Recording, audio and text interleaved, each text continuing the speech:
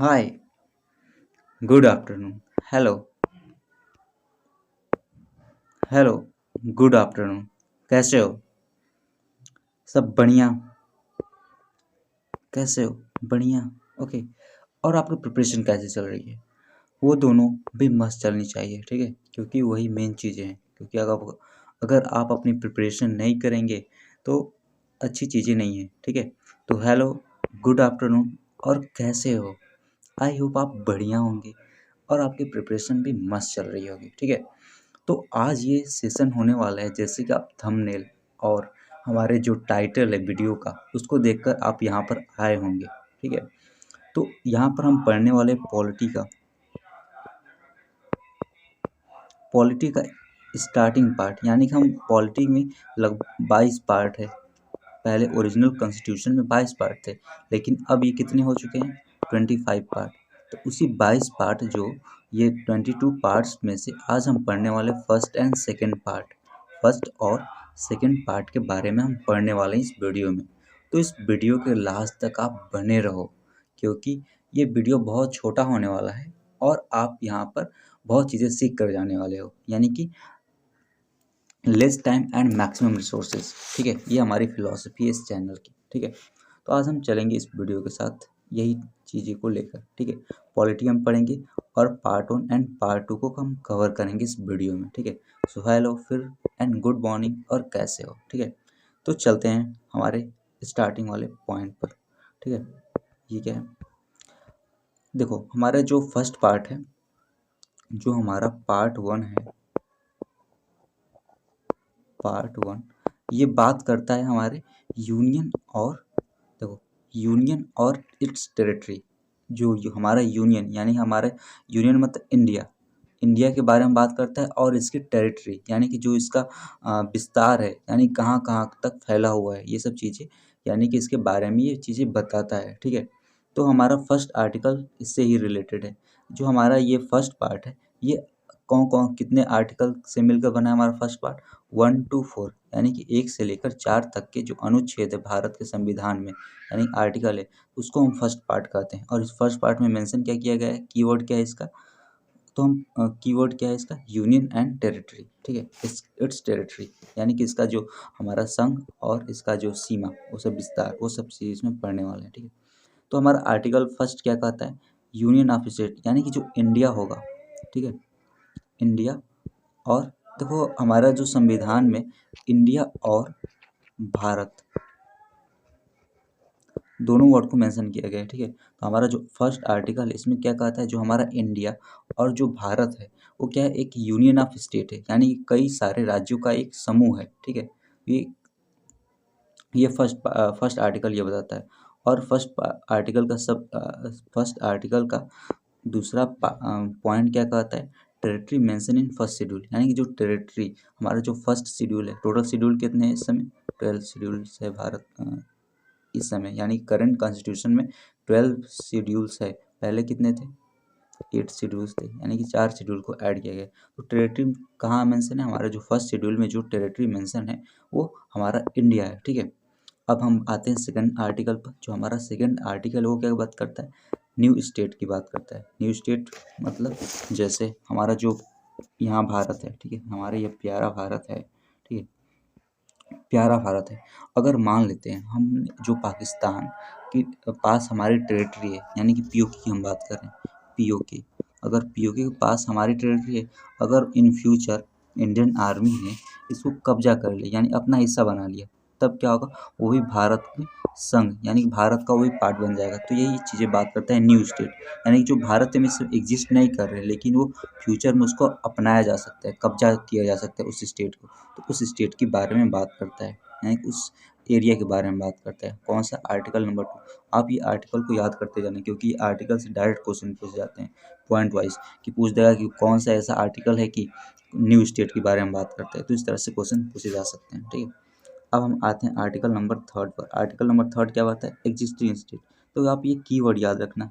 Keyword मतलब जैसे ये मेन वर्ड, एग्जिस्टिंग स्टेट से आप इसके बारे में बहुत चीज़ याद कर सकते हो। इसमें न्यू स्टेट की बात करता है और ये हमारा जो यूनियन के बारे में बात करता है, ठीक है? तो ये चीज़ें हैं, इस तरह से आप कीवर्ड्स याद रखोगे तो आपको जल्दी पॉलिटी भूलेगा नहीं, हमेशा याद रहेगा, ठीक है। और रिवीजन करते रहो, क्योंकि revision is the key to success in CDS and any defence exam. Okay, ठीक है। कोई भी एग्जाम होगा, जरूर नहीं कि डिफेंस में, क्योंकि आपको रिवीजन करना ही पड़ेगा, बिना रिवीजन के आप नहीं कर सकते, ठीक है। तो ये हमारा जो आर्टिकल थर्ड क्या बात करता है, एग्जिस्टिंग स्टेट के बारे में बात करता है, यानी जो पहले से हमारे इंडिया में स्टेट है उसके बारे में बात करता है। जैसे इसके अंदर मान लो इतने सारे स्टेट है, इतने सारे स्टेट, तो अब मान लेते हैं कोई ऐसा स्टेट है जो ये वाला स्टेट है, ये सोचा कि इसमें क्या हुआ कि इसका हम सोचें कि बाउंड्रीज का बदल देते हैं, यानी कि इसका हम दो स्टेट में नया बना सकते हैं, यानी कि एग्जिस्टिंग स्टेट में क्या हम क्या कर सकते हैं, न्यू स्टेट को भी बना सकते हैं। जैसे एग्जाम्पल के लिए बिहार से झारखंड अलग हुआ, ठीक है, मध्य प्रदेश से छत्तीसगढ़ अलग हुआ, ठीक है। तो ये सब क्या थे, पहले एक बड़े राज्य थे, अब इसमें क्या होगा, डिवाइड होकर ये छोटे छोटे राज्य में बट गए, तो उस राज्य के बारे में बात करता है, ठीक है, ये एग्जिस्टिंग स्टेट। अब क्या होगा, alter alter name and boundary, यानी जो हम इस आर्टिकल के थ्रू हम क्या कर सकते हैं, उस स्टेट का नेम चेंज कर सकते हैं और उसका बाउंड्री को भी चेंज किया जा सकता है, घटाया बढ़ाया जा सकता है, दोनों, ठीक है। और ये सब कैसे होगा, हमें जब ये सब हम करने वाले होंगे तब क्या करेंगे, हम राष्ट्रपति की प्रायर रिकमेंडेशन लेंगे, यानी कि उसको हम सूचित करेंगे कि हम इस राज्य का नाम या बाउंड्री चेंज कर रहे हैं, ठीक है। अभी हाल ही में तेलंगाना बना, ठीक है, तो तेलंगाना कहाँ से बना, इसी आर्टिकल का थर्ड का यूज करते हुए बना। अब इसमें एक बहुत ही ज़्यादा इंटरेस्टिंग पॉइंट है, वो क्या है, स्टेट ओपिनियन, यानी कि जो स्टेट का हम नाम चेंज कर रहे हैं, बाउंड्री को अल्टर कर रहे हैं, बदल रहे हैं, तो क्या उसमें स्टेट का कोई ओपिनियन मैटर करेगा कि नहीं। हाँ, स्टेट से पूछा जरूर जाएगा, बट उसका जो स्टेट का ओपिनियन हो वो मैटर नहीं करता, यानी कि पूछ लिया जाएगा कि भाई तुम्हारा हम नाम चेंज कर रहे हैं, ठीक है, आपको कोई दिक्कत, अगर ना भी बोलेगा कि कह देगा कि हाँ दिक्कत है, तो फिर भी सेंट्रल पास इतना पावर है कि वो चेंज कर देगा, उसका ओपिनियन तो लिया जाएगा बट माना नहीं जाएगा, ठीक है। ये ज़रूरी नहीं कि मान भी लिया जाए, ठीक है, ये चीज़ें हैं। हमारा थर्ड आर्टिकल यही बात करता है। और हमारा फोर्थ आर्टिकल क्या बात करता है, alteration of boundary name of state is not amendment, यानी आर्टिकल 368 में मेंशन किया गया है कि जो अल्टरेशन, यानी कि हम बाउंड्री, यानी कि स्टेट की बाउंड्री को चेंज कर रहे हैं, नेम को चेंज कर रहे हैं, स्टेट के नेम को चेंज कर रहे हैं, तो क्या होगा, ये कॉन्स्टिट्यूशन में अमेंडमेंट, यानी संशोधन या सुधार के नाम से जाना जाएगा कि नहीं कॉन्स्टिट्यूशन में। तो ये हमारा आर्टिकल 4 बताता है कि नहीं, ये अमेंडमेंट नहीं होगा, ठीक है। जो अल्टरेशन ऑफ बाउंड्री, यानी कि बाउंड्री का बदलाव और जो उसका नेम ऑफ स्टेट, ये सब चेंजेस क्या होंगे, वो अमेंडमेंट की तरह नहीं माना जाएगा हमारे कॉन्स्टिट्यूशन में, ठीक है। तो ये चीज़ें हैं, ठीक है। तो हमारा ये फर्स्ट पार्ट एक बार फिर से रिवीजन करते हैं। फर्स्ट पार्ट में कौन कौन सा आर्टिकल है, 1 to 4 है। हाँ, फर्स्ट आर्टिकल क्या कहता है, यूनियन ऑफ स्टेट, यानी कि जो हमारा भारत होगा वो क्या होगा, स्टेट का एक ग्रुप होगा, ठीक है। और हमारे इसके first territory, sorry, first schedule में बात किया गया हमारे टेरिटरी इंडिया के। और हमारे जो आर्टिकल नंबर सेकंड है वो बात करता है न्यू स्टेट। न्यू स्टेट मतलब जो हम कब्जाने वाले हैं, जो भारत में नहीं है इस समय, ठीक है। इन फ्यूचर हम कब्जा लेते हैं कि चाइना का जो अक्साई चीन है वो हमने वापस ले लिया, चाइना का कुछ तिब्बत का एरिया हमने वापस कब्जा कर लिया, तो सब किसके अंदर आएंगे, न्यू स्टेट के अंदर आएंगे। थर्ड आर्टिकल क्या कहता है, एग्जिस्टिंग स्टेट के बारे में बात करते हैं, उसका अल्टर करना, यानी कि नेम चेंज करना, बाउंड्री को चेंज करना, ठीक है, ये सब होगा। और ये सब चेंज करने से पहले हम राष्ट्रपति को प्रायर रिकमेंडेशन, यानी कि पहले उनको हम बता देंगे, सूचित कर देंगे कि हम चेंज करने वाले हैं नाम, ठीक है। और उसी में कहता है स्टेट का ओपिनियन माना जाएगा कि नहीं माना जाएगा, बस सुन लिया जाएगा कि हाँ आपका भी ओपिनियन है कि नहीं चेंज किया, फिर भी अगर यूनियन चाहे तो चेंज कर सकता है, ठीक है। और आर्टिकल नंबर 4 क्या बात करता है, alteration of boundary name of the state is not amendment, यानी अमेंडमेंट नहीं माना जाएगा, ठीक है। कौन सा आर्टिकल, 368 में इसको अलग से क्लासिफाई अच्छे से बताया गया, ठीक है। तो ये चीज़ें हैं, आई होप इतना आपको क्लियर हो गया होगा, याद रखना आप इसको, ठीक है। तो चलते हैं नेक्स्ट स्लाइड पर। तो नेक्स्ट स्लाइड है जो हमारा बात करता है, ये पार्ट 2 है, ठीक है। अभी हमारा जो पार्ट 1 कहाँ से था, 1 to 4 आर्टिकल के बीच में हमारा पार्ट 1 था। अभी पार्ट 2 क्या करता है हमारा, वो सिटीजनशिप की बात करता है, जो हमारी नागरिकता है, नागरिकता की बात करता है, कौन, पार्ट 2। इसमें पार्ट 2 में कौन कौन सा आर्टिकल है, 1 to 11, यानी कि इसमें 6 आर्टिकल आते हैं, ठीक है। इसमें 6 आर्टिकल पार्ट 2 के अंदर आते हैं। पार्ट 2 किसके लिए जाना जाएगा, नागरिकता के बारे में। और पार्ट 1 किसके लिए जाना जाता था, यूनियन एंड इट्स टेरिटरी के नाम से जाना जाता है, ठीक है। अब देते हैं इसमें आर्टिकल नंबर 5 हम, क्योंकि 5 to 11 है तो 5 to 11 हम सारे आर्टिकल को कवर करेंगे इस वीडियो में, ठीक है। तो जो हमारा आर्टिकल नंबर 5 है वो क्या करता है, डोमिसाइल के बारे में बात करते हैं कि आप भारत में रह रहे हो, यानी कि आपका जन्म हुआ है भारत में, आपके पेरेंट्स यानी माता पिता वो इंडिया से है और या आप 5 साल से इंडिया में रह रहे हो तो आपको इंडिया का नागरिक माना जाएगा, यानी कि डोमिसाइल में आप निवास स्थान के बारे में बात करते हैं, ठीक है। कौन सा, आर्टिकल नंबर 5, ओके। अब आर्टिकल नंबर 6 क्या बात करता है, माइग्रेशन। माइग्रेशन मतलब जो बाहर से लोग आए हैं, जो इंडिया के पहले नागरिक नहीं थे लेकिन वो आकर भारत में रह रहे हैं, तो वो माइग्रेशन, यानी कि माइग्रेशन के बारे में बात करते हैं, जो बाहर से आए हुए हैं, ठीक है। ये क्या कहता है, आर्टिकल 6 मेनली बात करता है जो पाकिस्तान से नागरिक आए हुए हैं, जो हमारे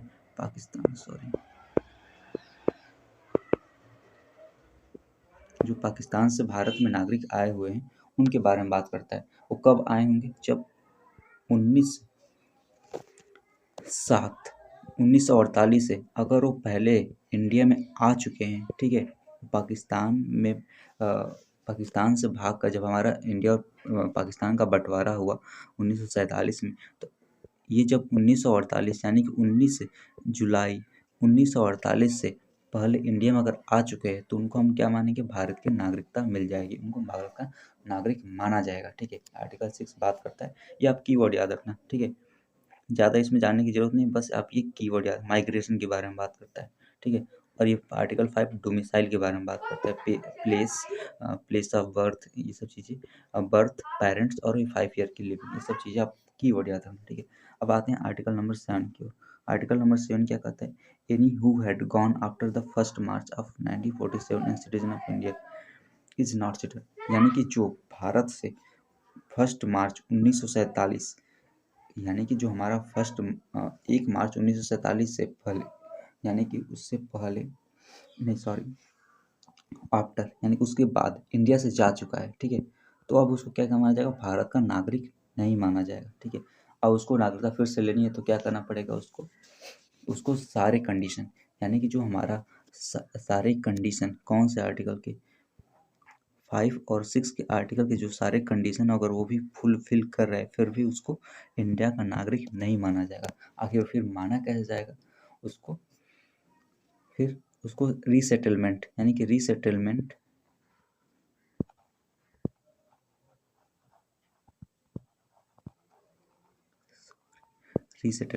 यानी कि उसको भारत में आकर अगर फिर से रहना है तो क्या करना पड़ेगा, उसको रीसेटलमेंट, एक टर्म है हमारे कॉन्स्टिट्यूशन में, तो उसको रीसेटलमेंट के द्वारा इंडिया का नागरिक बना दिया जाएगा, ठीक है। तो ये आर्टिकल 7 मेनली बात करता है जो सिटीजन ऑफ इंडिया नहीं होंगे उसके बारे में बात करें, नॉट सिटीजन ऑफ इंडिया ये कीवर्ड है, ठीक है।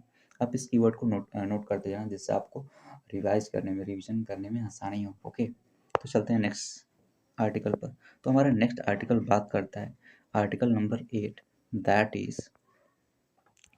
इज रिसाइडिंग आउटसाइड इंडिया, यानी NRI, नॉन रिसाइडिंग इंडियन के बारे में बात करता है, यानी कि वो पहले इंडिया में तो पैदा हुए हैं, यानी कि इंडिया के नागरिक पहले थे, लेकिन अब वो क्या करें, जैसे US चले गए, UK चले गए या कहीं कोई अदर कंट्री में जाकर रहने लगे, ठीक है, तो उनके बारे में बात करता है, ठीक है। नॉन रिसाइडिंग आउटसाइड इंडियन यानी NRI की बात करता है, ठीक है।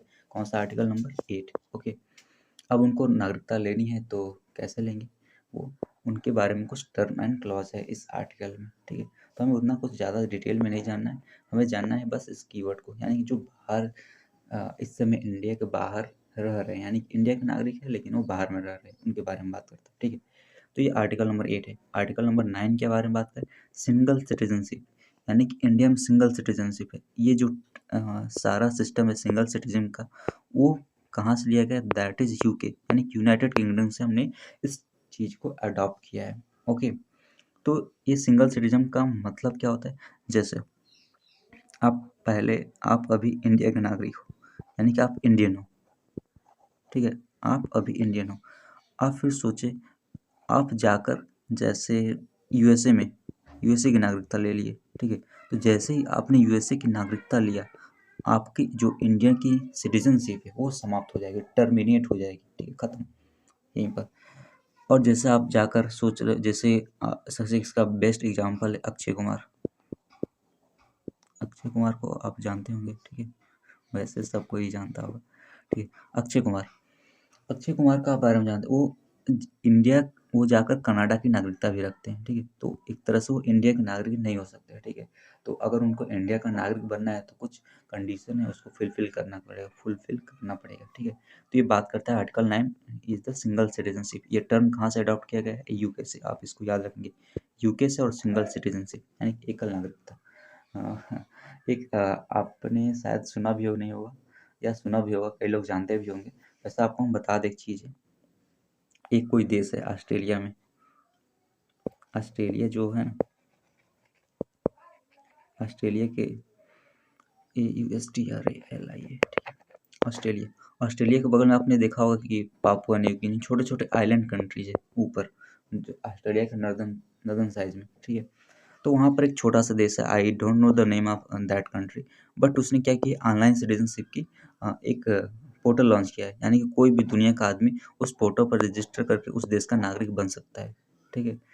तो वैसे उसका वेबसाइट का नाम नहीं पता, बट ऐसा कंडीशन है, अगर आप उस देश की रजिस्टर करके आप उस देश की नागरिकता लेते हो, तो उस टाइम क्या होगा, आपकी जो इंडिया की सिटीजनशिप है वो समाप्त हो जाएगी, ठीक है। तो ऐसा नहीं करना, ओके। चलो, ये भी चीज़ें हैं तो जान लो। हाँ, अब आर्टिकल 10 क्या बात करता है? आर्टिकल यानी कि कंटिन्यूएशन ऑफ सिटीजनशिप, यानी कि सिटीजनशिप की कंटिन्यूएशन कब तक रहेगा, यानी कि आप बस इस कीवर्ड के कंटिन्यूएशन, यानी कि कब तक वो बना रहेगा आपका सिटीजनशिप, उसके बारे में कुछ टर्म एंड क्लॉज आप यहाँ पर मेंशन किए गए हैं। जैसे अभी आपने बताया सिंगल सिटीजन की, जब आप नागरिकता दूसरे देश की लेते हो तो आपका जो इंडिया का सिटीजनशिप है वो समाप्त हो जाएगा। तो ये सब चीज़ें इस आर्टिकल 10 के अंदर मेंशन की गई है, ठीक है। तो आर्टिकल 10 बेसिकली यही बातें करता है, ओके। सो हम आते हैं अब अपने लास्ट और इस वीडियो के लास्ट आर्टिकल पर, ठीक है। वो क्या, आर्टिकल नंबर 11। आर्टिकल नंबर 11 क्या करता है? Parliament regulate the right of citizenship, यानी कि जो पार्लियामेंट है उसके पास ये राइट है, ठीक है। पार्लियामेंट के पास इतना राइट, इतना पावर है कि वो सिटीजनशिप का जो राइट है उसको चेंज कर सकता है, अमेंड कर सकता है, ठीक है, बदल सकता है। कि जैसा अगर आप पाकिस्तान के पहले नागरिक थे, मान लेते हैं कभी कोई है, ठीक है, वो पाकिस्तान से इंडिया में आया, ठीक है। तो अगर पार्लियामेंट चाहे तो उसकी नागरिकता समाप्त कर सकती है, ठीक है, और हमारी भी नागरिकता समाप्त कर सकती है। पार्लियामेंट के पास इतना पावर है। कौन कौन से चीज़ों पर रिस्ट्रिक्ट लगा, जो हमारा आर्टिकल 5 to 8 में मेंशन किया गया है, वो सब चीज़ों पर वो रिस्ट्रिक्ट लगाकर भारत का नागरिकता आपसे छीन सकता है। तो पार्लियामेंट के पास ऐसा पावर है, बट वो ऐसा करेगा नहीं, ओके। तो ये चीज़ें हैं जो आपके एग्जाम के लिए बहुत ज़्यादा इम्पोर्टेंट था, तो आज हमने इसको कवर कर लिया, ठीक है। तो फिर से एक बार रिवाइज कर लेते हैं। आर्टिकल 11 क्या करता है? पार्लियामेंट के पावर के बारे में बात करता है, किस टाइप का पावर, सिटीजनशिप के टर्मिनेशन या उसके राइट के बारे में बात करता है। Article 11। Article number 10 continuation of the citizen, यानी कब तक हमारी नागरिकता बनी रहेगी। आर्टिकल नंबर 9 क्या करता है? सिंगल सिटीजन की बात करता है। आर्टिकल नंबर 8 क्या बात करता है? रिसाइडिंग आउटसाइड इंडिया, यानी कि जो भारत के हैं लेकिन भारत में से बाहर जाकर रह रहे हैं और वहाँ की नागरिकता ले चुके हैं, उनके बारे में बात करता है, ठीक है, NRI के बारे में बात करता है। और आर्टिकल नंबर 7 क्या करता है? क्या बात करता है कि जो भारत के सिटीजन कम नहीं होंगे, जो 1 मार्च 1947 से बाहर भारत से पाकिस्तान में चले गए हैं, जो भारत का पाकिस्तान का बंटवारा हुआ था उस टाइम वो बाहर चले गए हैं, ठीक है। तो बाहर के सारे नागरिक नहीं माने जाएंगे, पर फिर भी क्या कर रहे हैं वो, 5 और 6 आर्टिकल के जो कंडीशन है उसको फुलफिल कर रहे हैं, फिर भी वो नहीं माने जाएंगे, ठीक है। और उसको माना कैसे जाएगा? रिसेटलमेंट एक चीज़ें हैं उसके द्वारा वो माने जाएंगे, भारत के नागरिक बनना चाहते हैं तो बन सकते हैं, ठीक है। आर्टिकल नंबर 6 क्या बोलते हैं? माइग्रेशन। माइग्रेशन कहाँ से? पाकिस्तान के माइग्रेशन के बारे में। ओनली माइग्रेशन फ्रॉम पाकिस्तान, ठीक है, क्योंकि भारत और पाकिस्तान का बंटवारा हुआ था, ठीक है। तो पाकिस्तान के माइग्रेशन के बारे में ओनली बात करता है। कौन सा article? Article number 6, okay. Article number 5 क्या करता है? डोमिसाइल, यानी कि निवास स्थान के बारे में बात करता है कि निवास आपका कहाँ है, बर्थ प्लेस, पेरेंट आपके इंडिया के हैं कि नहीं, आप 5 ईयर से रह रहे हैं, तो कुल मिलाकर ये डोमिसाइल वर्ड आपको याद रखना पड़ेगा। तो ये बात करता है। और पार्ट 2 किसके बारे में? सिटीजनशिप के बारे में। पार्ट 2 के अंदर कौन कौन सा आर्टिकल है? 5 to 11, ठीक है, 6 आर्टिकल है, 5 से 11 पार्ट 2 के अंदर आते हैं, ठीक है। अब पीछे चलते हैं। तो ये हाँ, अब आर्टिकल नंबर 4 क्या बात है? Alteration of boundary, sorry, alteration of boundary, boundary the name of, यानी कि जो हमारा बाउंड्री का नेम, स्टेट का boundary name of the state is not amendment, उसको अमेंडमेंट की तरह नहीं माना जाता है, ठीक है। अब आर्टिकल 3 क्या बात करते हैं? एग्जिस्टिंग स्टेट के बारे में बात करते हैं कि उसका नाम चेंज कर सकते हैं, बाउंड्री चेंज कर सकते हैं, और इस सब चेंज करने से पहले हम राष्ट्रपति को प्रायर रिकमेंडेशन देने के बता देंगे कि हाँ आप नाम चेंज करें इस स्टेट का।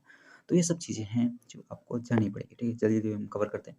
और स्टेट का ओपिनियन डज नॉट मैटर नहीं करता, बेचारा रोता है स्टेट, कोई मेरी तो वैल्यू ही नहीं है, ठीक है। तो आर्टिकल नंबर 2 क्या कहता है? न्यू स्टेट के बारे में बात करें, यानी कि जो हमने पहले भारत का इस समय पार्ट नहीं उसको हम कब्जा कर लिए, ठीक है, भाई किसी तरह से, ठीक है।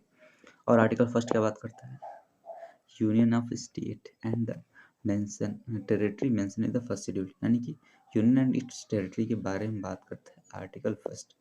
और पार्ट 1 भी क्या करता है? यूनियन एंड इट्स टेरिटरी के बारे में सारा चीज़ें मेंशन की गई है। तो आई होप ये आपका छोटा सा वीडियो अच्छा लगा होगा। तो इस वीडियो को लाइक करो और चैनल को सब्सक्राइब करो और अपने ड्रीम को पूरा करो जल्दी, okay. So bye, take care and पढ़ते रहो, ठीक है।